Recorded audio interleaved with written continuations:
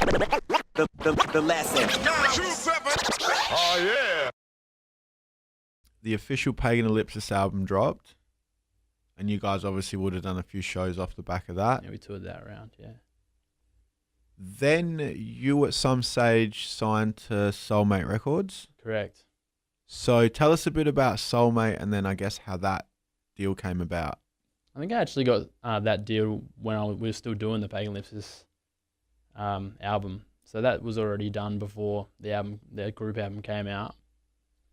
I don't really remember how that came. I all through the Pagan Ellipsis thing, I was still like dropping solo music all the time, and I think it just caught the ear of the guy who ran the label, pretty much, and he hit me up, and we kind of worked it out, and that was that. So we would have done that in 2010. We didn't. There was really no need to announce it because we knew that my solo music was going to be delayed by the group music anyway. So we really didn't even announce it until probably months later.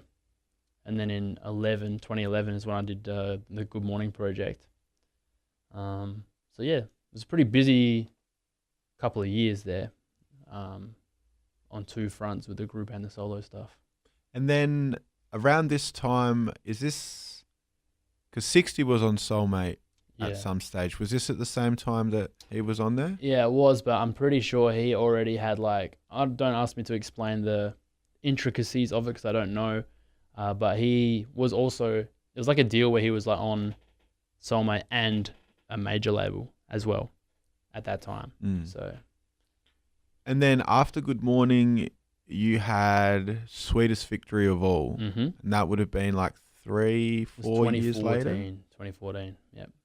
And that was on Soulmate as well. Correct. And then that was your final. That's the last music I had dropped, yeah. And I guess by the time you got to the end of that release, did you know that was kind of it for you? Like, did you know by that stage? Nah, because that release was actually meant to be like followed up real quick. And there's lots of music for an album that was going to come out after that exists. But obviously the album never did. Yeah, like I think around that time is when other things started happening in my life. So it kind of got delayed. And then when I started getting real opportunities, which would have been end of 2015, that's when I was like, you know what? Maybe I need to chill. And it wasn't even until probably halfway through last year where I was like, okay, listen, it's actually going better without music than it was going with it. Because up until then I was still dropping, I was still coming into fresh and still going on radio shows, dropping guest verses, that sort of thing. I was still involved a little bit. But yeah, it probably took about 18 months to fully walk away after that. But I would say that even straight after that, I was less active as I was. So I was getting older. I had more stuff happening outside of music. So yeah.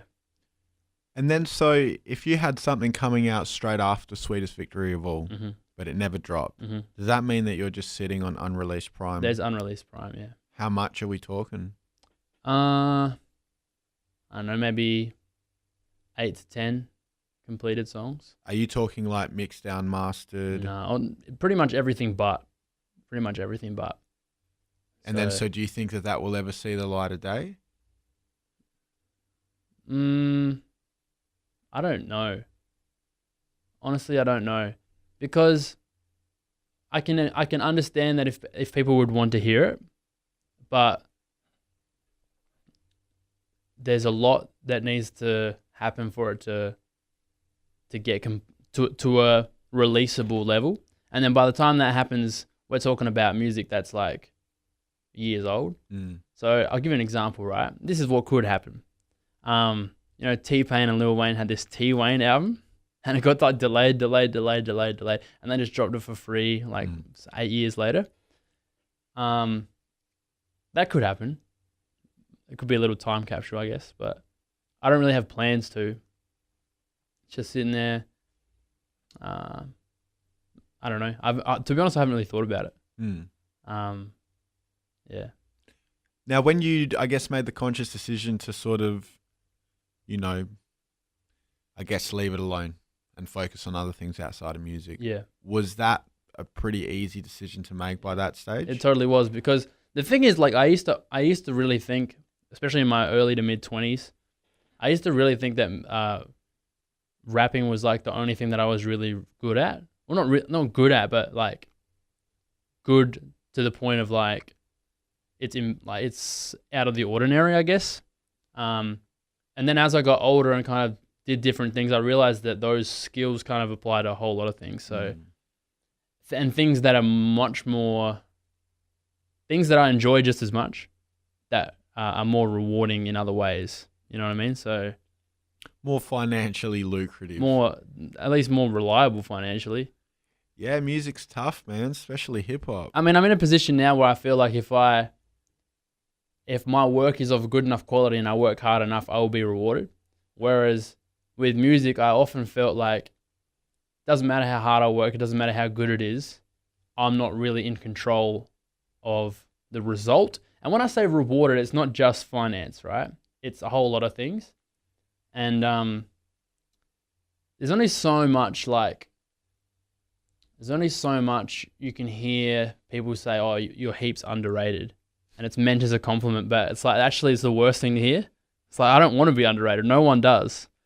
Because it means that you're not getting the reward for your effort. That's how I felt about it. And it's a nice thing to hear once or twice, but it's a bad thing to hear every day or every week or whatever. So if I can put it to you like that, if you went to your job every day and people were saying you're doing a great job, but at the end of the week, they're giving you like a fraction of what the other employees are getting, I don't think you'd stay in that job for that long. I don't want to look at hip hop like a job, because it's been so much more than that to me. But the rewards at this stage of my life just weren't there to keep putting all that time into it. So that's why I say if I do more stuff for music, it's going to be for pure fun. Like there's going to be no financial attachment even. I won't even sell it. I'll just put it out if I do. So yeah, just to like explain why that decision is what has happened, you know? And then, so I guess on the topic of, being, I guess, labeled or spoken of as an underrated MC. I mean, I agree. We gave you a Source magazine article. That's true. That was titled, I think it was like, "Is Prime one of the most underrated Australian MCs?" Yeah. Why, if that is the case, why do you think that might be? I think if I'm being totally honest, well, first we've got to talk about like what does it mean to be highly rated? Who's rating? And like what do we mean by that?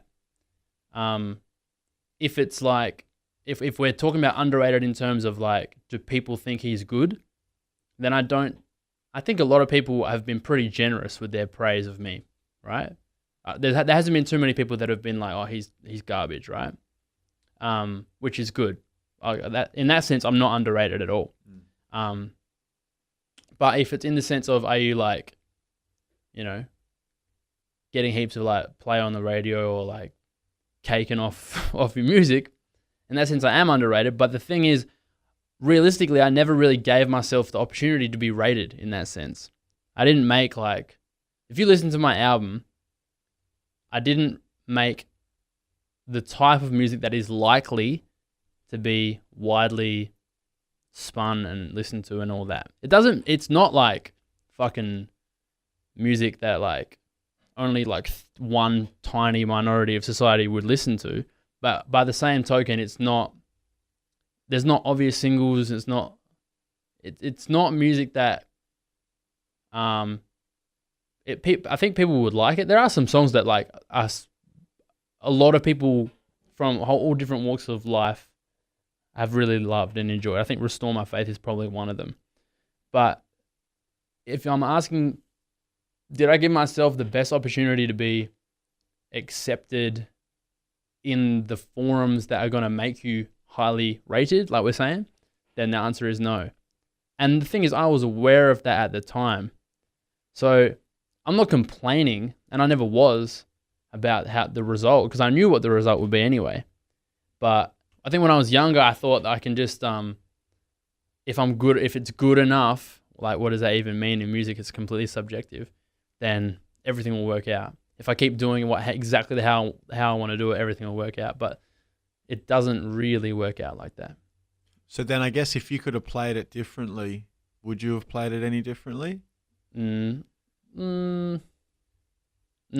I don't think I would have, because I would have done things differently, but not in terms of the actual things that you hear on the album. I would have done different things at different times. I would have approached things differently with some people at different times. I would have made some financial decisions better. But in terms of the actual music I put out, I guess there would be some things, because if you do listen to your old music, you do hear things and think, I mean, everyone does that. If I listen to music I made 6-7 years ago, I'm going to hear things and think, oh, I wish I should have said that different or recorded that different or whatever. But when you come down to the actual content of the CD, more or less, I would keep it the same. That's because that's who I was at that time, right? And you remember I said what I said earlier about there's always had this idea of like maybe your kids will listen to this one day or whatever, or after you're dead, this is the record of you that exists in the world. I didn't want it to be anything but who I was at that age of my life.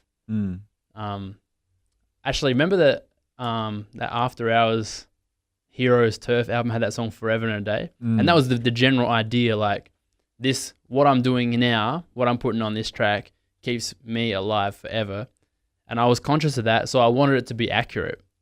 I didn't want it to be embellished or, you know what I mean? I want it to be as true in terms of how I felt as possible. So sometimes when I do listen to old stuff, I'll be like, wow, like it'll take me back to how I felt at that time because it's true. So in that sense, I'm really happy with the music I put out. But I would do some things differently, kind of off the field, if you know what I mean. Yeah. Yeah. The lesson. 927. Oh yeah.